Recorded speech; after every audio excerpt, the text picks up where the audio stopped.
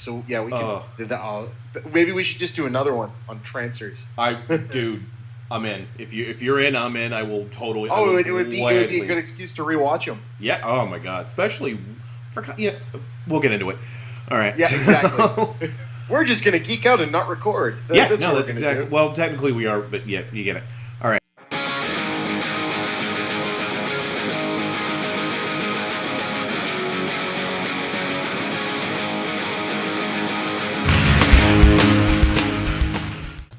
Hello, welcome to Research and Destroy, a show where we talk about one topic ad nauseum. I'm your host, Bill Carriola, and today it's going to be a fun one. I have a pretty special guest.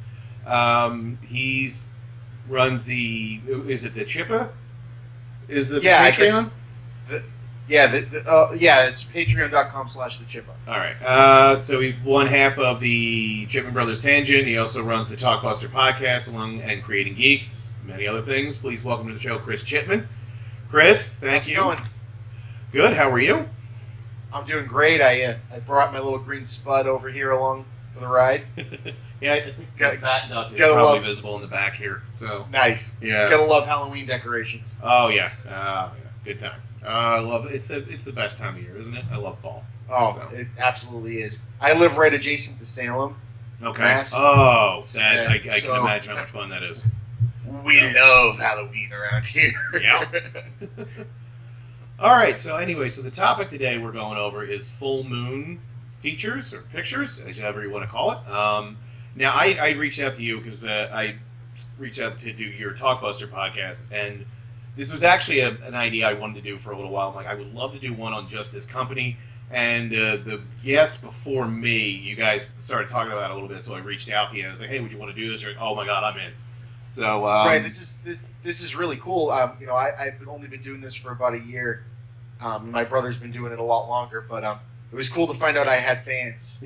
And you reached out to me, and I'm like, man, not only did someone actually listen to something I said, but it inspired them to want to have me on. So that's great. I'm honored. Yeah. And your stuff's great. I've been really enjoying it. So. Oh, thanks, man. I appreciate it. So we're just gonna delve a little bit into it. So and then we'll kind of go into like some of the series. So Full Moon started. It was Charles Band who had created it. His old company Empire that he had, which actually churned out a few movies. Everybody would remember like Ghoulies and things like that. But it filed for bankruptcy because all of a sudden they had a few big hits and they just started spending money like it was out of style. So he decides to found Full Moon, and one of the things was the first Full Moon movie is actually Puppet Master, which we're going to go into a good bit. And they originally they had made it. It was like under $1 million to make this movie. And 400,000. Yeah. These movies are like nothing to make.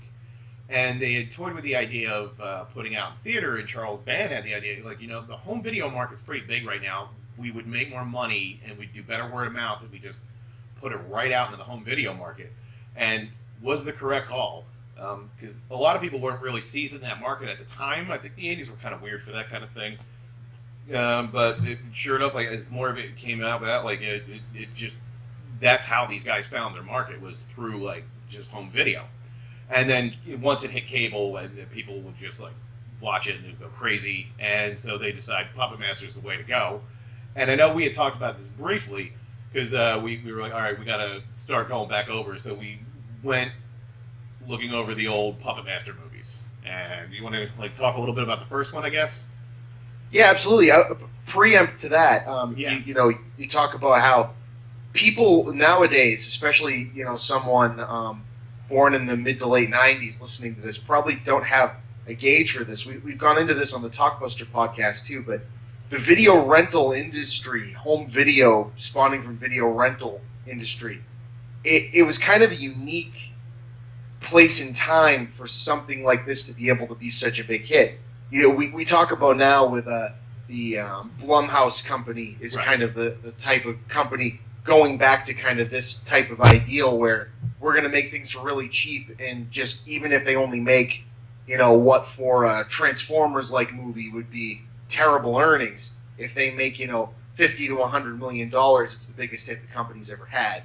And home video had a completely different thing where most things didn't come out to buy. Right. You know, your Raiders of the Lost Arks, your ETs, your Jurassic Parks, even.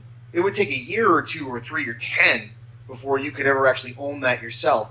And so the video rental market would actually buy at a huge premium a movie to rent in a video store because that's the only place people could get it. So a movie on VHS like Puppet Master would be a $150 movie. Yeah. That they would then pay Full Moon for. So Full Moon might sell 100,000 of these across the United States at $150 a pop. All of a sudden, they're rolling in a hell of a lot more money than if they were selling it for $10 or $15. And so it was really interesting when, you know, someone at Blockbuster would rent an old VHS tape and keep it. If it was a VHS you could never actually buy or was out of print, it would actually charge their account like $120 because that's what they bought the system for. And they would be bullshit. Yeah. You know what I mean? When they would come in. And so it was just an interesting point. And before going into Puppet Master, because I wrote down a few of these notes and I thought it was a cool preamble. Oh, yeah. You know, you think this movie cost $400,000 in 1989. I had thought this actually came out in the mid-'80s. I had forgotten it was 1989. And I was born in 84, and so, you know, I looked at, you know, finger on the pulse of what else was in theaters or coming to video at the time. For example, this cost $400,000. Tim Burton's Batman, which would be considered a big budget movie, was $35 million. Right? Bill and Ted's Excellent Adventure came out that year, was $10 million. Yeah. Halloween 5, Nightmare on Elm Street 5, Jason Takes Manhattan, all about $5 million to make. So this is a tenth, you know what I mean, of what even like the same par type of horror movie franchises were. And also, the Puppet Master franchise as a whole only cost $4.2 million to make. That's if you combine all of them. Oh my god! Right? Jeez. Yeah. So it's crazy, right? And if you think about that, Insidious 2, which, you know, for example, cost right about that same amount of money to make. Do you know what I mean? So it's kind of wild. The combination of, like we said, like 9 or 12 movies.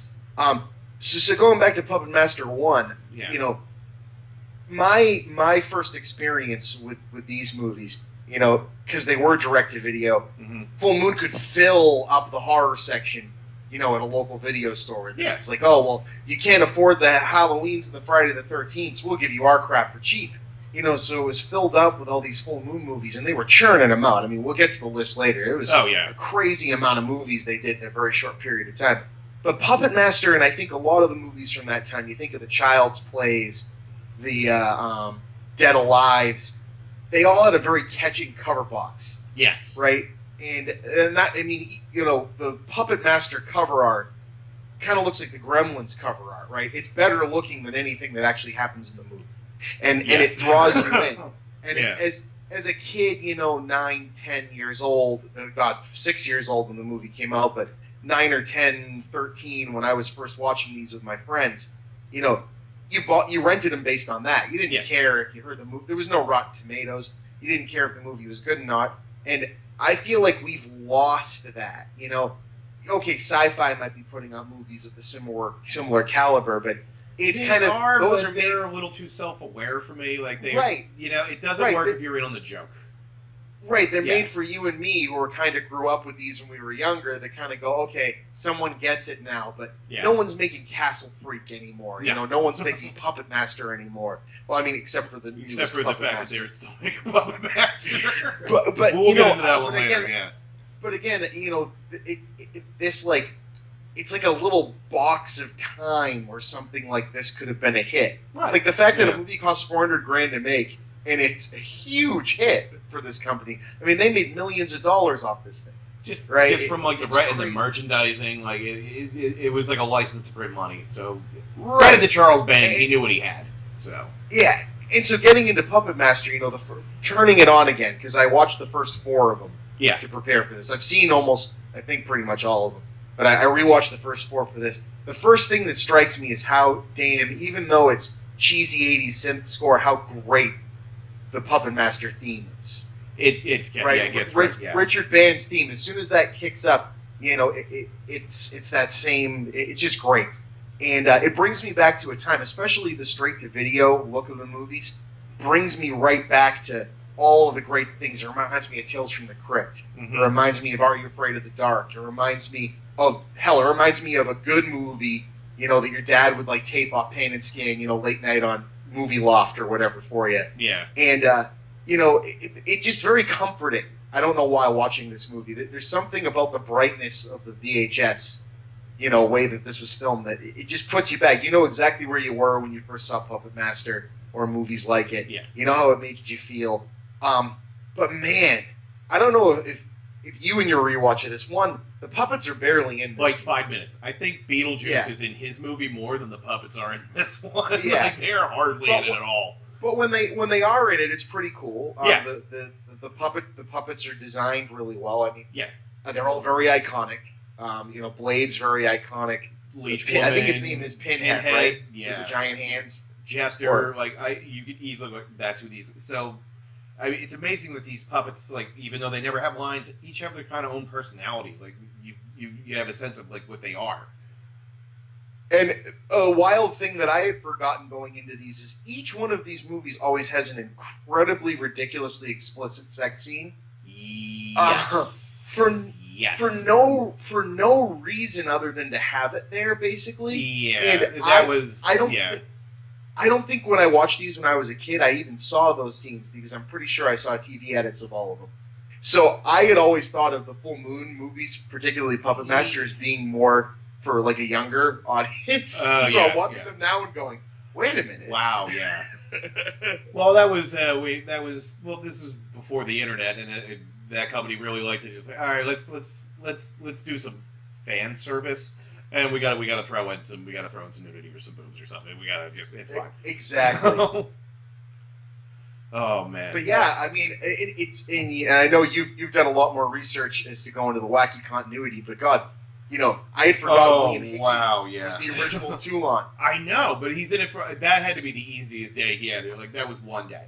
He literally has 5 words and he's awesome. out. Yeah, why they didn't have that again? I guess I don't know. Well, I gotta say, when we get to Puppet Master 2, the guy they brought in who chewed the scenery of every goddamn scene he was in. Yeah, he did. Rocks in Puppet Master 2.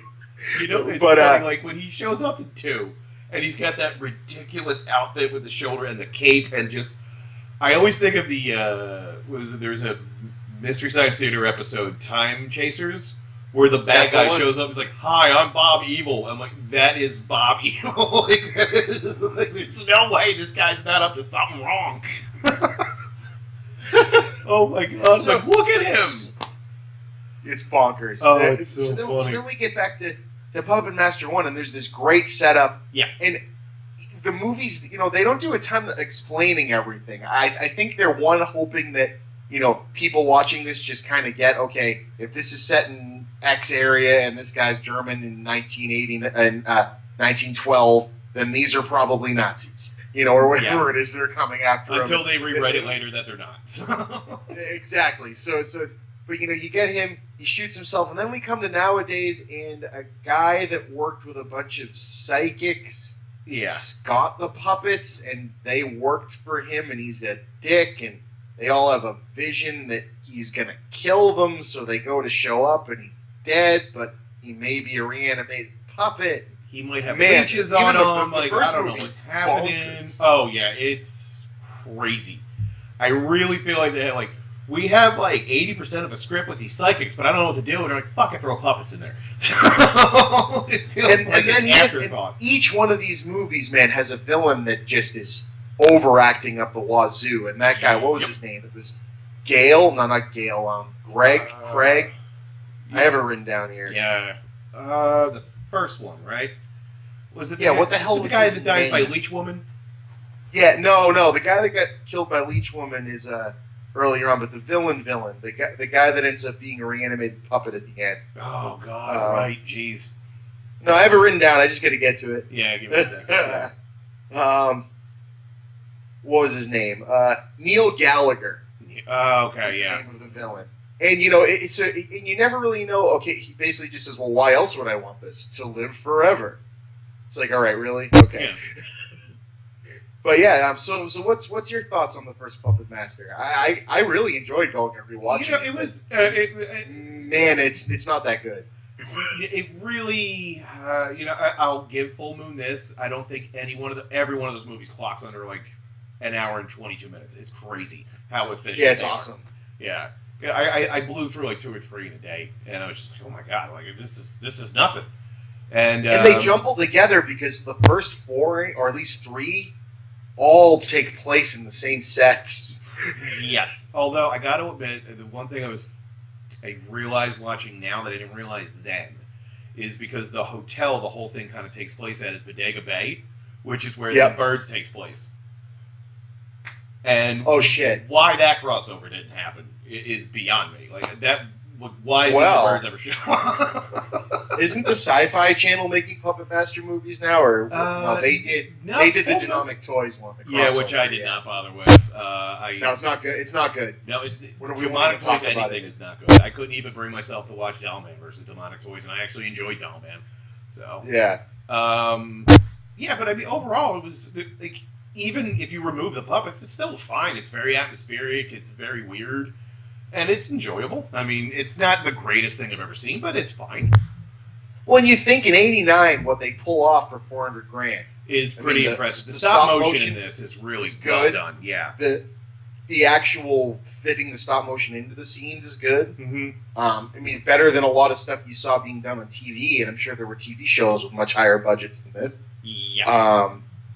But again, so let's talk about the ending. So Neil's wife, who's kind of just like the red herring of the whole thing, right? Yeah. Like she calls them there, oh poor me, who doesn't really do anything evil the whole time, is all of a sudden just the new puppet master at the end. Yeah, I guess they were. I don't know if they were trying to go somewhere with it. I feel like every movie they bring in a new puppet master, they try. Every one of these, every one of these sets up who's going to be the new puppet master, and in the next one they're like, oh well, he died.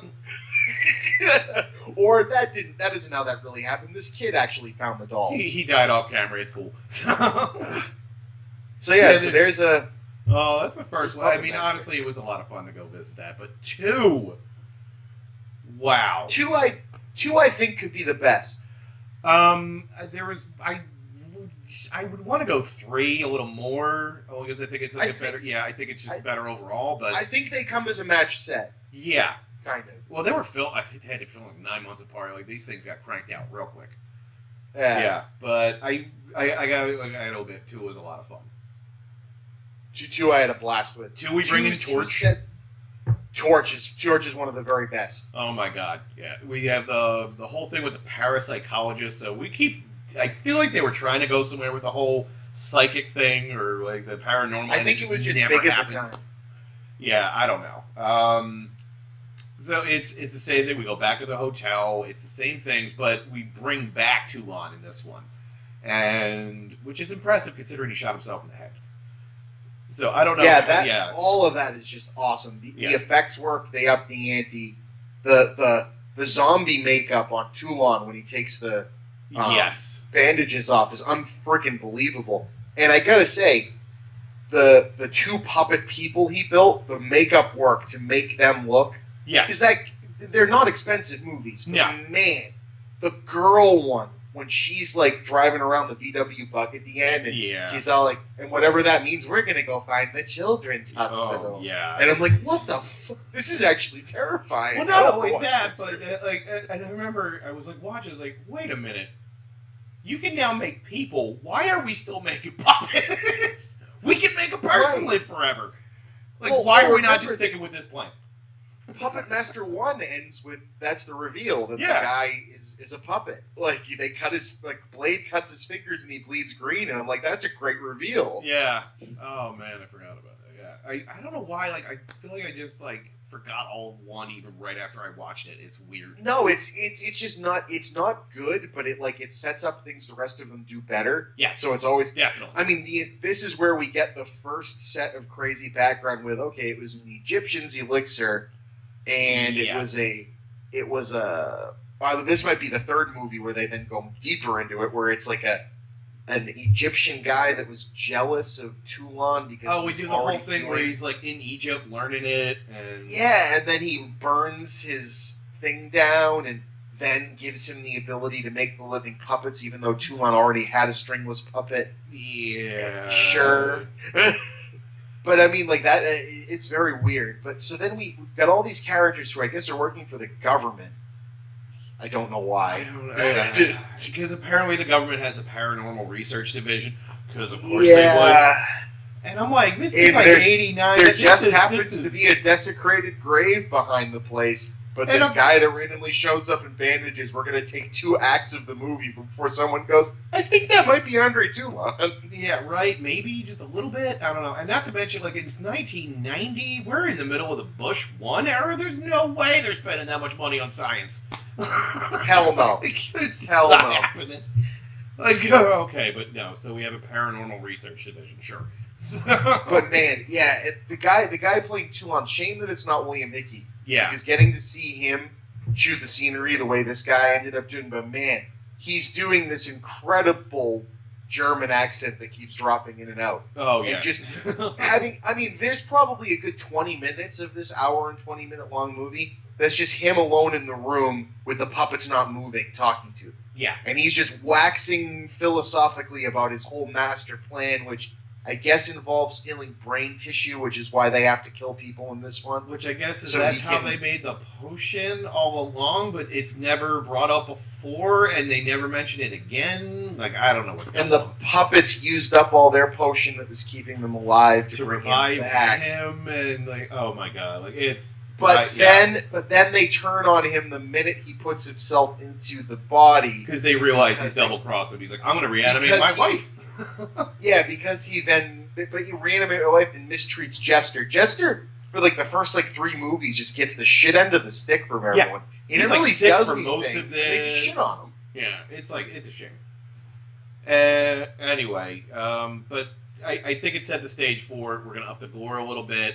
We're going to have a lot of fun with it, and just who cares about the first movie? So we're just moving ahead. Even though with the rest first of this. Man, Leech Woman is so gross. She really is. And I guess when you get later, Leech Woman. Oh yeah, so then you've got movie 2, where he keeps calling the girl Megan. I think it's either Megan or Sandy. I can't remember.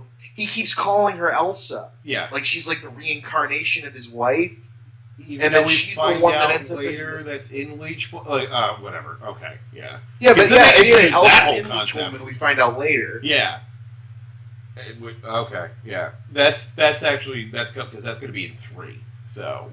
But folks, as much as we're crapping on these, they're a lot of fun. Oh no, and I did. You know what? I'm not having a bad time with any of these.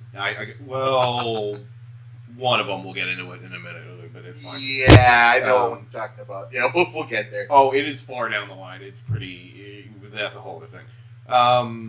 But then we go into 3, which is Toulon's Revenge, and they retcon the entire thing where the puppets are now the good guys and they're fighting against the Nazis, and now Toulon is still alive in 1944 even though he died in 1939 in the first one. Like, this is Terminator bad. Like, the whole sequence of it, like, it is like a mess right now. Yeah, I'll give them credit for making like a $500,000 period piece. Yeah, all things and bang up job. So this is where we get Guy Rolfe, who becomes basically Toulon for the next couple movies. And you know what? Honestly, he's really admirable. He's very he's very soft spoken, but he has almost like a fatherly quality with him that kind of comes through. Like, he's this caring old man, and it paints him as like these are his kind of like he looks at them as almost like his children, which I think is kind of a nice touch. And what a cast for 3! Definitely hands down has the best cast as far as I go. Because not only do you have production values. Oh yeah, like they really did a good job of like basically for what they had to make it look like it's kind of Germany, kind of 1945. Well, like we can kind of get around it, but we have like Ian Abercrombie, yeah, is the German scientist he befriends. And who everyone knows as like Elaine's boss, Mr. Pitt. Yep. Yeah. And was it Walter Gotol? As from the Bond series is the big German. And I was like, oh my god, that's great. I don't know how they pulled these people in. Honestly, you got me on that one, but I'll tell you because, geez, who is? hold on, I'm gonna get his name wrong, and I gotta get this one right because it is the best part of the whole movie. Give me a sec here. I have like 9 million notes. I know what you're talking about. Yeah.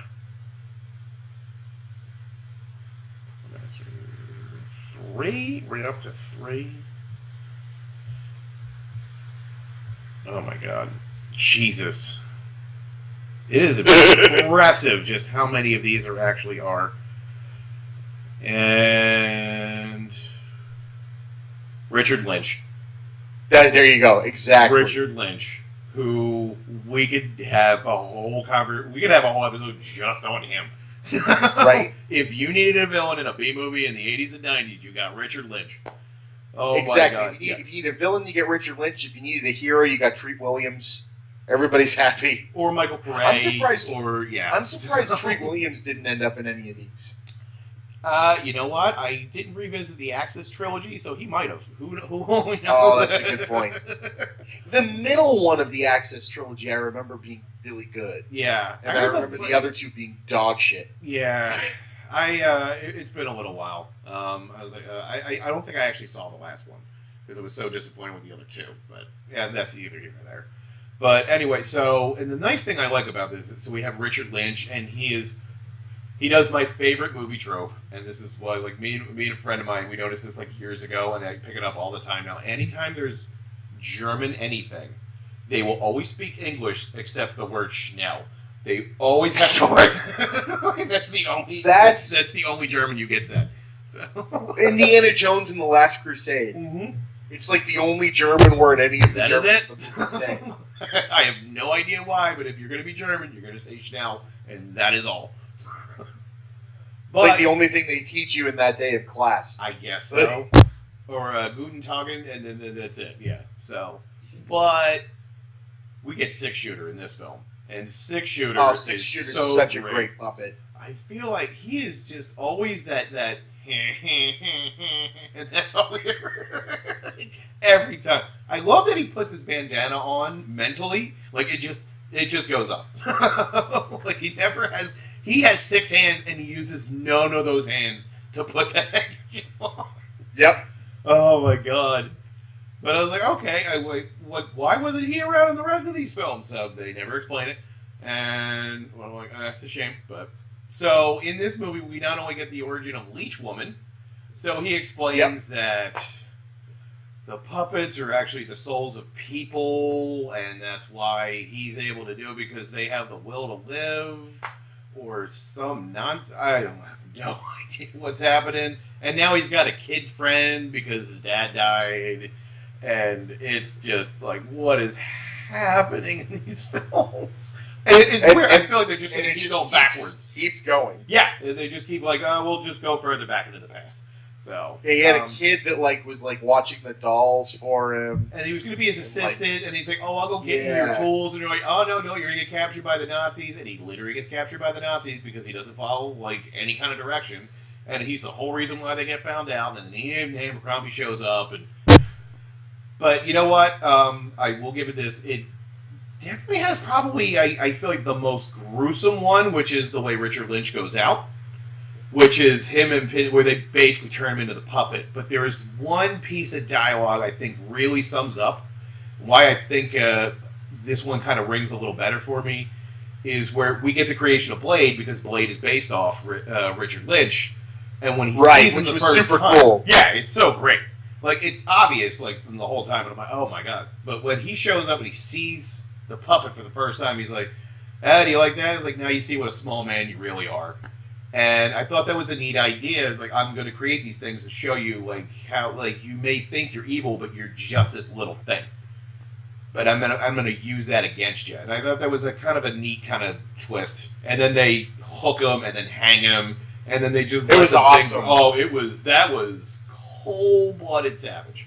Because then they light the rope on fire and they just put the axe under him and you're like, it's coming. You're gonna wait for it. I was like, oh yeah. Especially in these first 4. Well, I guess Band wrote most of these, which is impressive in and of itself. Yeah, he's got a writing credit on a lot of them. as a producer and as a guy, you get the names like the Roger Cormans and the Lloyd Kaufmans and these people that show up in low budget horror cinema. And Band kind of runs under the radar, but man, the guy's just a workhorse. He really is. I mean, even to this day, he's like the blue-collar guy of low-budget horror. Yeah, yeah. And his brother scored all of them. Yeah. It was Richard, right? Yeah. All in the Family, yeah. All right, so, okay. I think I have answers here, so I just pulled it up. He wrote none of the first couple of movies. Oh, I thought he was just producer. Ooh. It is a revolving door of people. Although, funny enough, I think because they were filmed back-to-back, 4 and 5 have the same team. Because I really think they did those two like right next to each other. And it clearly shows. So, but we need to talk about 4. You watched 4, right? You got it that far? Yeah, we got to talk about 4. Because this is where it goes right off the rails for me in the best way possible. So it opens up. Capatron. It opens up in the friggin' underworld, where. All right, first off, the main bad guy, what is his name? Is whatever. Made up name. He's a freaking demon that sends totems. It's so fucking First hard. off, he looks like Killface from Frisky Dingo. That's all I'm thinking of the entire time I'm seeing this thing. I'm just like, he's going to yell at his demon son not to push that ball on the floor. As soon as his team cuts. I was like, oh my god, like, yeah, you could defeat the Papa Master. What are you going to do about Awesome X? I wonder if this inspired that. You know what? I want to lay money on that one. I got to find that out. That would be amazing. Oh, because I swear to you, if you just put those things next to each other, it is no way that's an accident. So this one takes place. Yes, the totems are sent to Earth to hunt. I had to write this down. Yeah, to hunt personnel in the Omega Project, an organization that is attempting to create life in inanimate objects. So what I need to know is, are they keeping tabs on just every government entity down in the underworld? I feel like that is a super specific thing. But I'm like, okay, so we have these crazy looking totem things, and it's a good setup. So, I mean, like, why didn't they stop the Egyptians? Well, not only that, why did they first? So even better. So the only one laying around is Blade, and we meet the new guy who's. The laser tag with the robots is super fun. That's a good time. Yes, I'm like, all right, this is fun. So we set up, it's just going to be fun. It's going to be light. I'm like, okay. And then we meet the rest of the party, which is Psychic Girl, because they love their psychics in this series. I swear to God they do. The main guy's girlfriend, and obviously going to die douche. So, like, just total I love 90s obviously going to die douche. Oh, my God, yeah. Like, you are, like, wow. Talk about scenery showing. So, because that guy is doing it hardcore. And so now we introduce with the totems, and I don't know how many of them there actually are, but Blade is there, and then they find the chest that they have to open to let the rest of them out. And I'm like, but what? How did they get back in the chest from when they went to kill the kids at the whatever? The more I think about it, the more it's insane to me. No one paid attention to these. 4 just sets up like 2 or 3 movies of just here we go. Oh my god! And then we have a new puppet because then he did so. All right, so the Decapitron gets created in the middle because it's your normal kind of cat and mouse, and it's just like, all right, the totems are here, but we can kind of kill them, but we need the Decapitron because he can actually kill them, even though they've been doing a great job killing these things the entire movie. But whatever. So we now have a new one. We need the Capatron. And the God bless them, they tried, but the turning the blank doll head into Guy Rolfe's head, where you just see like they're having conversations with this doll, and you see this clearly superimposed Guy Rolfe's head over top of it, and I'm like, this is kind of great, actually. Yeah, I wouldn't want it any other way. No, it's perfect. I'm like, okay. Any of the bad effects work in these movies, I just look at it and go, yeah, you just couldn't have done that differently. Nope. Nope. Oh man, I'm like, bravo. So then we have Puppet Master, the final chapter. Why did they even bother? Like, we know it's not going to be the final. Like, you might as well just say we're going to make 9 more. One of my favorite gags, as a little aside, I had this movie book.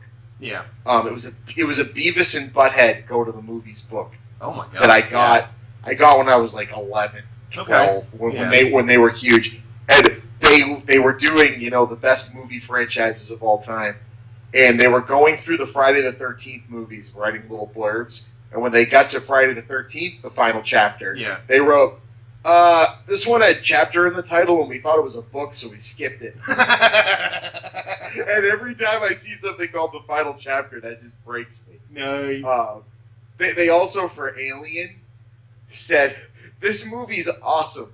This guy named Ripley goes around and kicks a bunch of aliens' asses. He kind of looks like a chick, though. Jesus, that's terrible. Oh my god. But it's pretty funny. Yeah. Oh yeah.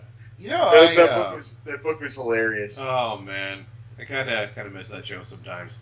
But yeah. Anyway, when they brought it back a couple years ago, you know what? It was pretty good. Really wish they would have kept that. I was amazed how. Like maybe I was watching. I was like, I don't remember it being this like bitingly witty with this stuff, because I remember the videos were kind of funny, but they just dissected all the shows on MTV. I thought that was what a better idea than having Beavis and Butthead comment over the fact that MTV doesn't show music videos anymore. Well, not only that, like the stuff that they play is garbage, and it was a credit to Mike Judge. That was really well done. Yeah, it was very funny. Yeah. I was impressed, but it couldn't have withstood. It was a cool little just like tidbit of time. Yeah. So then we get into the final chapter, which is literally kind of the same movie again, but now the new Puppet Master is arrested.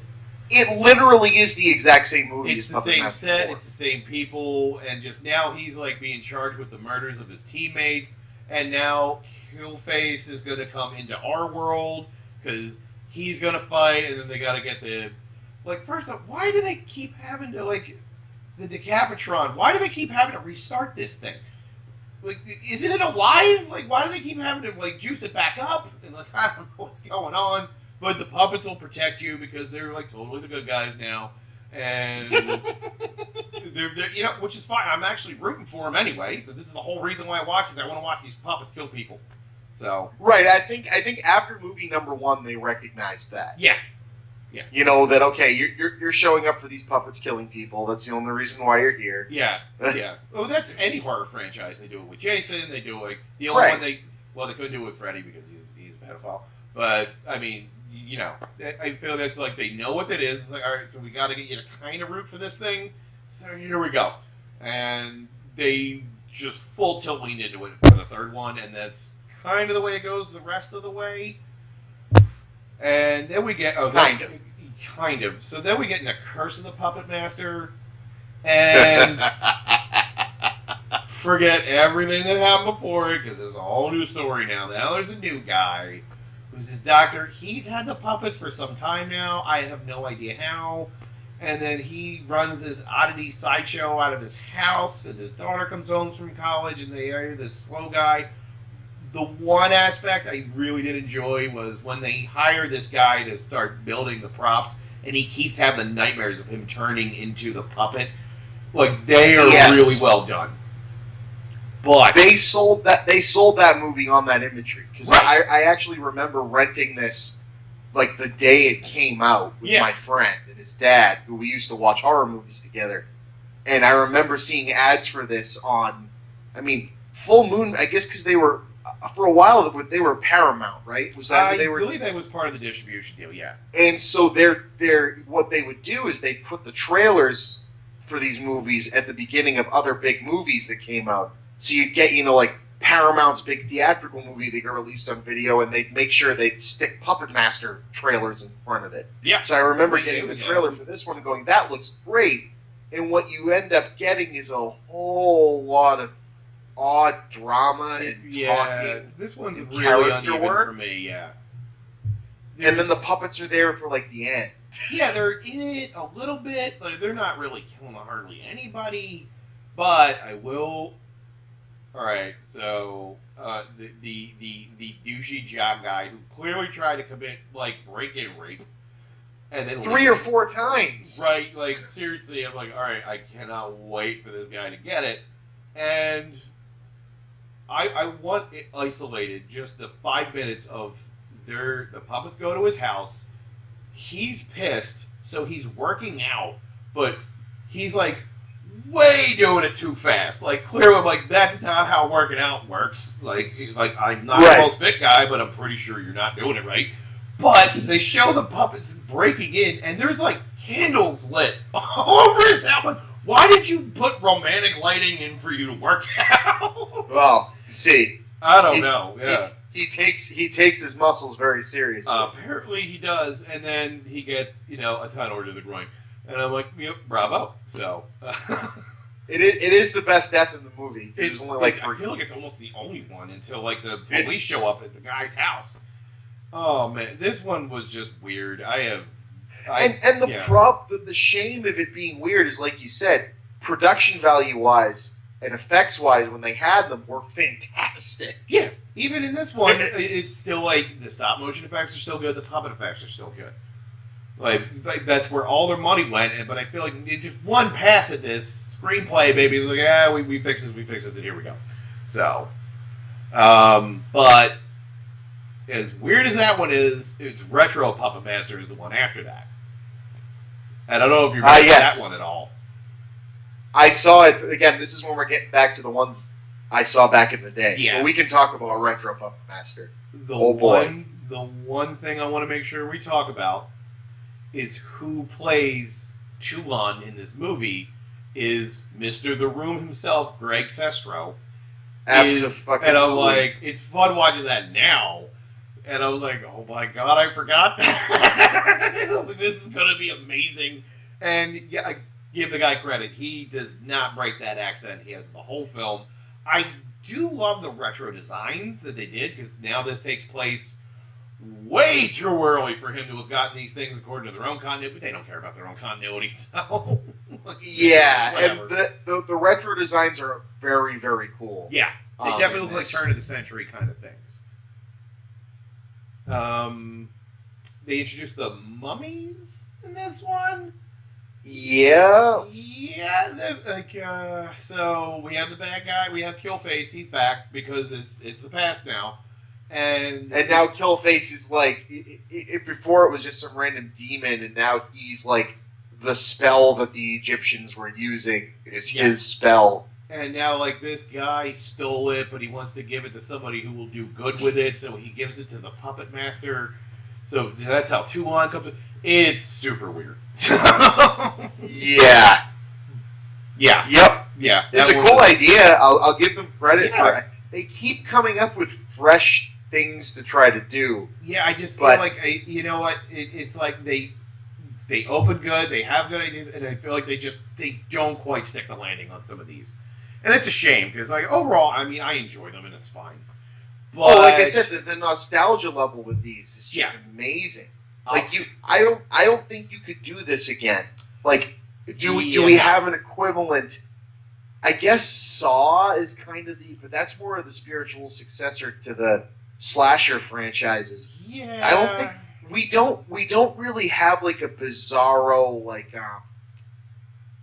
thing like this. I mean, even Child's Play, those were kind of their own thing. Puppet Master is very unique. Yeah, you know. Yeah, and one thing I would give Child's Play over these movies is Don Mancini, because he is the one guy that wrote every single one of those. And that's why that is probably the sharpest continuity of a film series I've ever seen. Because he has had his hand in everything from day one, and it all makes sense. So kudos to him, and I'm not going to see that remake because he has nothing to do with it, and that's a damn shame. Yeah, and it's a bummer. I mean, I guess he's going to keep making them, which is cool. I hope so, because the last two were probably the best in the series. Holy shit, were they good. That's not supposed to happen this late in the game. Like, it's supposed to be like 7 and 8 are like the best ones, but they knocked them out of the park. I mean, they're definitely the best ones since the first one. Yeah, especially even though I absolutely love Bride and Seed of Chucky. Yeah. For being just bonkers. It's like, yeah. And again, I guess you're right. Let's go back to that. Even though there's not as many of hi, them. Dr. Polaris. Oh, hi, kitty cat. Oh, that's great. Yeah, thanks for that. There we go. Let's just every time. What was this? You said you have two, right? I have two. It's Dr. Polaris and Booster Gold. Yeah. Okay, that was Dr. Polaris. All right, cool. I might have to trim this part out because it will show. I don't want it to show your name up in the corner, but I don't think it really matters. So. My name? Yeah, so like it's like it shows like I'm talking to you. I guess it shows your full actual name, but everyone knows your names. I guess it should be okay. Oh yeah, no, my name can be on it. I don't care. Okay. But thank you for being sensitive to that. Oh, it's the internet. Don't worry, my middle name isn't there, so. Yeah, neither's I got mine. nothing. Yeah, so all right. Danger is I got it. Yes. Mine. Thanks, Peanut Gallery. Is that your wife? Yeah, she said, what, cocksucker? Hey. Very nice. No, all right. No, that's fine. Man. So, yeah, I guess, like I was saying, Child's Play could be very close to this. I mean, they're very low budget. Yeah. They're definitely made by someone, like you said, Charles Band kind of put his, let's just get everything out there. Mancini, his heart is in every single one of those really movies. Is. Even when they go crappy like the third one. His heart is in every single one of those movies. Yes. And so I guess that's a close equivalent because like we talked about the Sci-Fi Channel movies and okay, you've got your Mega Sharks versus Giant Octopuses and your Tremors 1000th sequel that they've made or whatever. Transmorphers or whatever they're gonna do. But they're too tongue in cheek. This Puppet Master series, if it got tongue in cheek, it got tongue in cheek because it was an in joke between the people making it. Yeah. Not really for the fans. It was like, let's just do this. Like, we're gonna go into Egypt in 1902. It's fine. Let's just do this. It's okay. So, so where does that bring us after Retro? Oh crap! So, hands down, the worst thing in this entire series for me, because I don't want to. Well, first off, we're not going to admit that Puppet Master versus Demonic Toys happened. No one cares. No, it's Sci-Fi Channel made that, so we've already crapped on them enough. The Axis trilogy is its own thing. It's super bizarre. But we get into Puppet Master The Legacy. And if you've never seen this, don't bother. Because it is literally a best of. That is it. I remember this one. I remember going, did they really make a clip show? They made a clip show. They made a movie clip show. So first off, I'll give them credit. So, okay. So we bring back the character of the kid from Part 3, who is now he's now looking after the pup because no one cares about what happens with any of these other people. But the entire purpose of the current scenes are to fix and explain continuity errors between all other films. And I'm like, Crisis. Why are you trying to course correct by now? Like, we're doing this now? Bad idea. Jesus. It's like they had enough. They movies were a low enough budget that they could they had enough time and enough films to be like Marvel and kind of be like, you know what? We didn't really like the 70s, so we're just gonna retcon it. Yep. I mean, what? And here's the worst part. Again, there's a germ of an idea in there, is because the whole movie is basically a conversation between the kid and this woman hitman who's been sent to kill him. And then here you find out she was hired by the puppets because they want to find out how to die because they're eternal living and they're in agony because they're puppets. And I'm like, yep. See, that's a neat concept that you're literally just going to exposition dump at the end and then end your movie and we're done. And I'm like, God damn it, you guys. I got nothing. I really don't. Like, don't even bother. It's terrible. Yeah, it's just weird shit, man. Oh god. And then there's the Axis trilogy, and then what do we got after that? Just the newest one, right? The newest one, which I did actually watch because I didn't even know what happened. So, first off, it's the guys that made Bone Tomahawk. So I don't know if you've seen Bone Tomahawk. Yeah, Bone Tomahawk's awesome. So I'm like, okay, that's an interesting choice. It takes place in a parallel universe now. So now the puppets are actually the Nazis, and Chuan is actually a Nazi. Chuan is played by Udo Kier. So, which is awesome. Like, he's in it for 5 minutes, and I'm like, that was a mistake, because he should be the whole thing. But whatever. So, Udo Kier is now your puppet master. I'm like, this is pretty dope.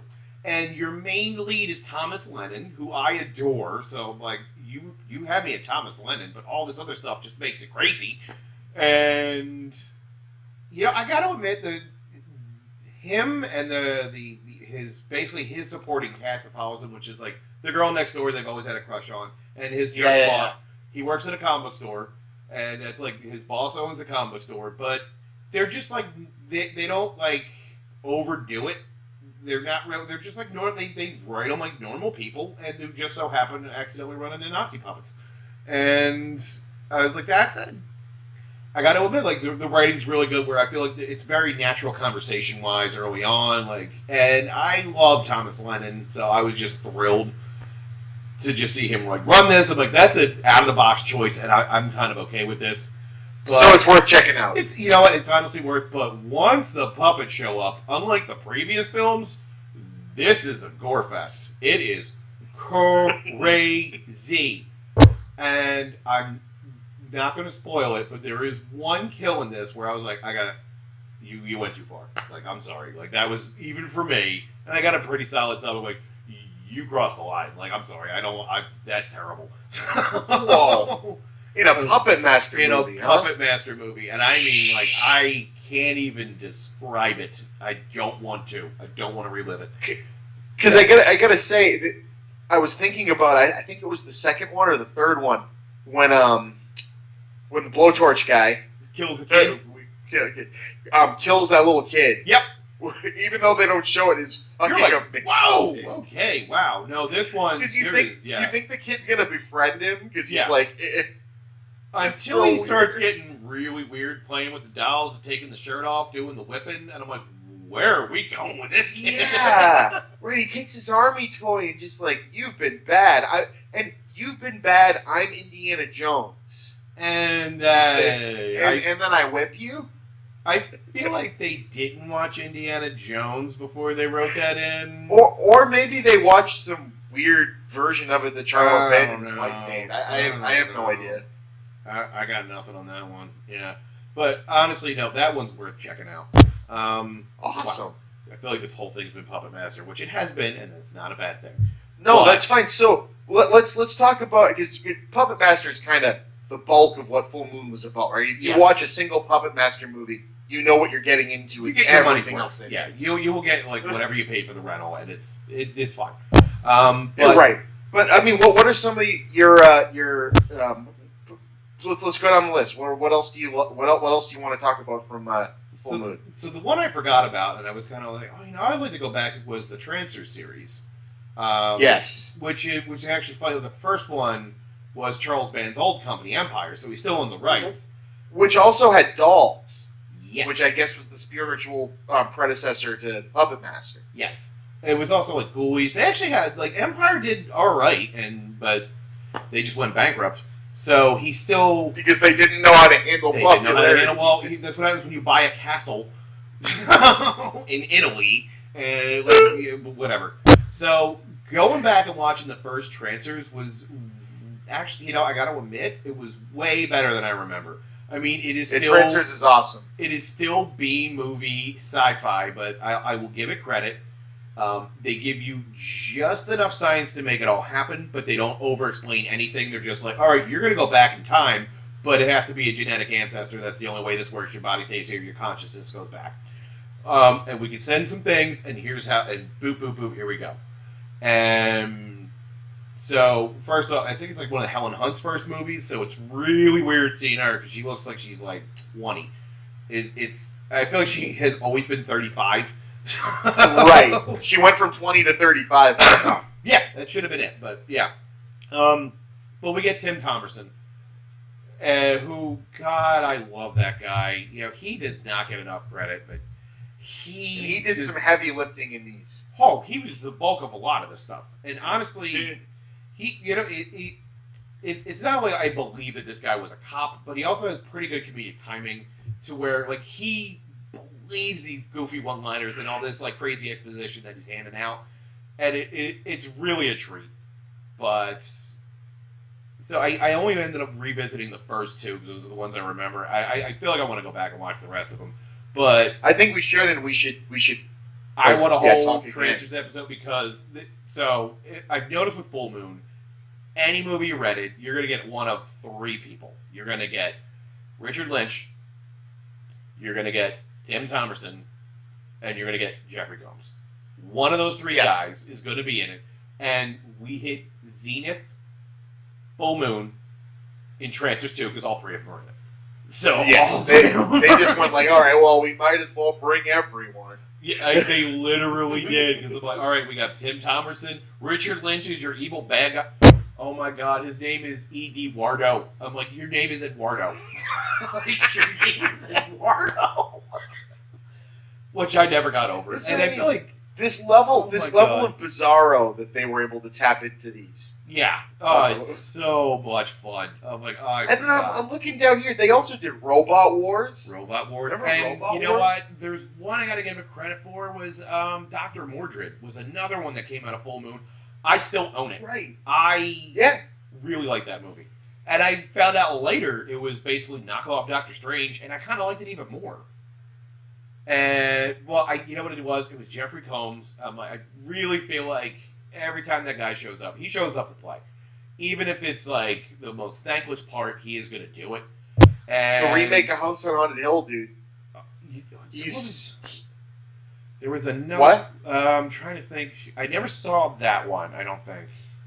The one with Jeffrey Rush is basically playing a caricature of Vincent Price. Yeah, I missed out on that one. Yeah. Dude, you got to see that one. Okay. That's homework. It's really it came out in the late '90s. It should completely suck. Okay. And Jeffrey Combs plays a creepy, moving like Saw style, like quick movement doctor that's running around this place killing everyone, and he's just awesome. Okay. Yeah, I don't know why. Like I heard a lot of people were like, it's actually not bad, but I just never got around to seeing it. Yeah, the sequel's not good. But Okay. the original one's really good. I will admit though, I was a big fan of the Justice League cartoon and Justice League Unlimited, and when they got Jeffrey Combs to be the Question, I was like, "You nailed it! That's it! You nailed it! We're done." It's perfect. It was so perfect. And I actually watched an interview where he talks about how much he loved it. He's like, when I read about the character, I fell in love with it even more. And I'm like, he is just at home and playing a part like that. He's always just playing that guy that's like in control but just a little bit off. There was something I just watched recently. It was Would You Rather? I don't know if you saw this one. Yeah, Would You Rather's awesome. It was really good. I was really surprised. And he is just so, as that smug rich guy who's like, I'm like, oh my God. Like, so we have to thank Charles Band because I don't think Jeffrey Combs would even have a career if it weren't for him because the Reanimator was through Empire and everything else. Right, and so that brings us to, through Reanimator, that brings us to Castle Freak. Castle Freak. I Which forgot how could possibly weird this be was. the highest quality movie Full Moon put out. I would go along with that one. Yeah, you know what's funny? Like Maybe just the first opening. Trancers 2. Trancers 2 is pretty up there too, but there's just something about working with Stuart Gordon. I think it's probably the only movie Stuart Gordon did with Full Moon. And that guy, I mean, that's Reanimator Stuart Gordon, right? You don't get much better when you're doing Lovecraftian weirdness than Stuart Gordon. Have you seen Day Gone? No. So I went through this list before we did this because I wanted to see if Full Moon had anything to do with it. Because Day Gone came direct to video. Is that it? That's my cat. He's coughing. That's amazing. Oh my God. Poor thing. Dude, you're killing me here, man. It's the internet. It's forever. They're gonna know you have problems. So. Did he get it? Good? I think we're good. Yeah. Oh, okay. You know what? I'm going to step away 1 sec. I'm going to pick him up. No, go for it. And you're going to get down. And there we go. All right. Anyway, so Day Gone, you said? Day Gone. It's another H.P. Lovecraft. His like demon fish from under the sea kind of things with Okay. Hulu and all that. Yeah. But it's really cool because it came as a direct-to-DVD blockbuster movie. Okay. And I don't think it ever had a theatrical release. So Stuart Gordon kind of stayed in that world for a long period of time. Yeah. But this was like in the early 2000s. So it was still at the end of that video store run where you could shell out. I mean, like, right, Netflix is getting all the low-budget crap that would have gone direct-to-video, right, back in the day. Which and like Crackle and everybody else, they're just like, I feel it's like a dumping ground kind of thing. But this day gone came when I went, Stuart Gordon, I got to watch it. Aside from it having some of the most god-awful CGI I've ever seen. Yeah, The gore effects and the puppetry is really, and the makeup is really well done. And it's just creepy as hell. I mean, it's the guy that did Reanimator and Castle Freak. And Castle Freak's awesome. It really is. Thank you for getting me that link to rewatch it. Castle Freak is cool shit. You know, I gotta be like the first, even just before the credits, the whole setup, the first 5 minutes, I'm like, it is like really just, what am I watching here? It just starts off with like the old lady and then just savage beating. I'm like, oh my god, like what are you setting up for? And oh man, I didn't get to finish watching it because I was just like so tired when I started, but I gotta finish that one off. I forgot. It was that one in Subspecies. It's a good flick. Subspecies is also another, like the first Subspecies. Subspecies and Oblivion. Remember Oblivion? Did they do like a, what was it? It was like Pit and the Pendulum. They also did like their own version with Jeffrey Combs, obviously. Yep. Like I gotta like, you know, for all the stuff they did, they really took a lot of chances, and they kind of casted a wide net in that area. I'm like, they knew the audience that wanted that kind of stuff, and they're like, this is the way to hit them. And this is what we're gonna like aim at, and like I credit Charles Band, like he was pretty savvy, and he had a pretty good career from it, obviously, because they're still going now. I think they actually do like on demand through their site. You can actually yes, sign they up do. And that's the way that's going now. Now you can just get a full moon membership, and there's their library. Let me just watch The Littlest Reich, and here we go. So I'm kind of glad that they've out of everything else, like these guys managed to still kick around, which is pretty great. So holy shit! Did you read how many Evil Bong movies they made? I saw 0 Evil Bong movies. No, I've never seen them. I'm just looking at the list. They made remember there was 1, 2, 3, 4, 5, 6, 7, 8, 9. Yep. Yeah. In a 6-year period. Good lord. And they're responsible for the Ginger Dead Man.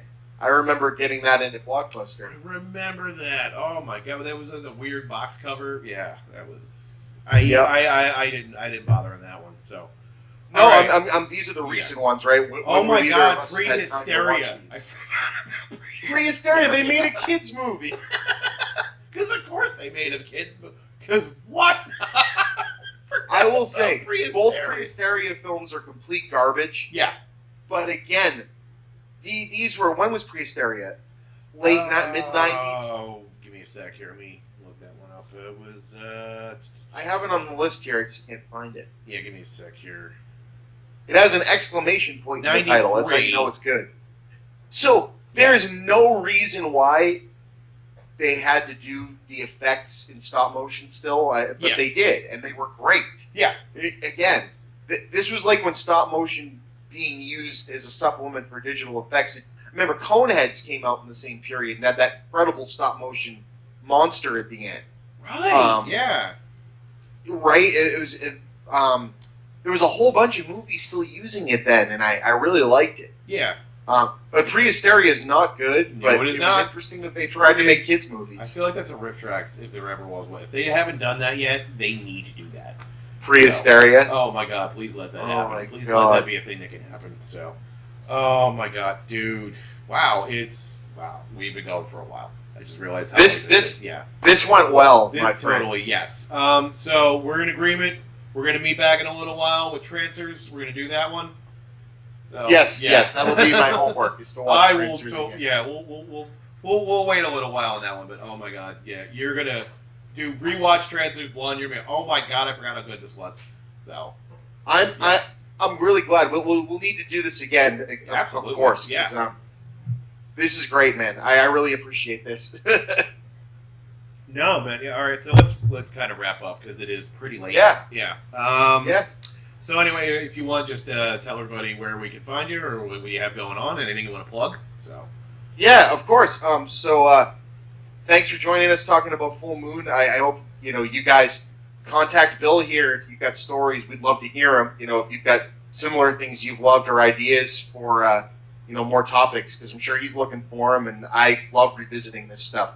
So you can find me on the Talkbuster podcast, like you said. That's become more video store and general oriented, but it's based on when I worked there. My friends that I worked there with, we had some great stories. There's an episode coming up, might be up before you guys see this, might be up after, that I did with Bill when he worked in a porn video store, which is it was gold. I think it's gonna be great. Yeah, I had a lot of fun. Thanks for having me. That was a blast.